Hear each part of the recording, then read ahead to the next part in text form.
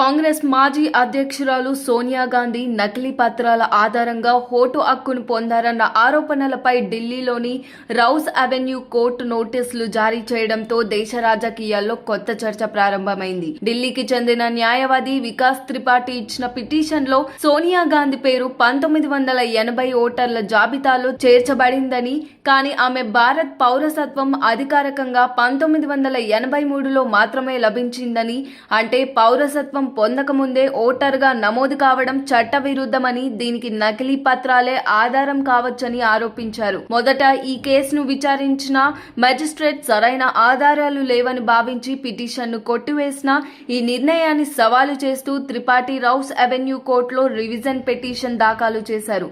దీనిపై విచారణ జరిపిన ప్రత్యేక న్యాయమూర్తి విశాల్ గోగ్నే సోనియా గాంధీతో పాటు ఢిల్లీ పోలీసులకు కూడా నోటీసులు జారీ చేసి ఈ విషయంపై పూర్తి వివరాలు సమర్పించాలని ఆదేశించారు. ఇప్పుడు కోర్టు తదుపరి విచారణను జనవరి 6, 2026కు వాయిదా వేసింది. దేశ రాజకీయాల్లో పెద్ద ప్రభావం చూపగల ఈ కేసుపై కాంగ్రెస్ పార్టీ లోపల ఆందోళన వ్యక్తమవుతుండగా, ప్రత్యర్థి పక్షాలు దీనిని మరో బలమైన ఆయుధంగా ఉపయోగించుకునే అవకాశం ఉంది.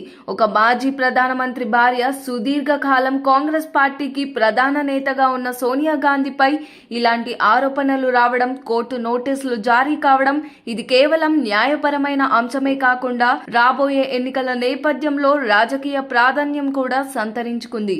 చివరికి కోర్టు విచారణ ఏ దిశలో సాగుతుందో, సోనియా గాంధీ ఏ విధమైన సమాధానం ఇస్తారో అన్నది దేశం ఆసక్తిగా గమనిస్తుంది. మరి దీనిపైన మీ అభిప్రాయం ఏంటో కామెంట్ చేయండి. మరిన్ని న్యూస్ అప్డేట్స్ కోసం చూస్తూనే ఉండండి RLR టీవీ.